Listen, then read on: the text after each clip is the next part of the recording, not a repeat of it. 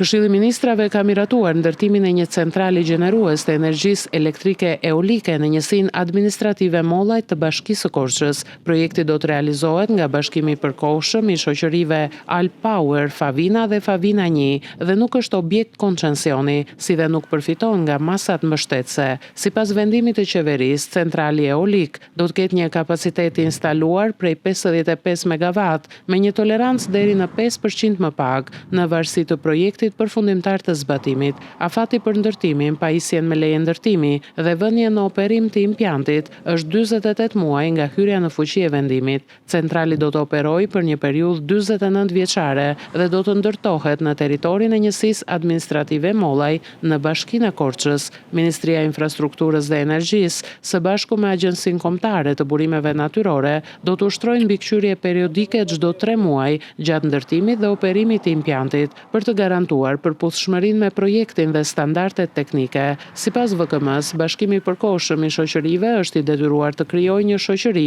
për qëllime të veçanta pranë qendrës kombëtare të biznesit, e cila do të merret me ndërtimin, shfrytëzimin dhe administrimin e centralit eolik. Po ashtu investitori duhet të dorëzojë një sigurim kontrate në masën jo më pak se 5% të vlerës së investimit.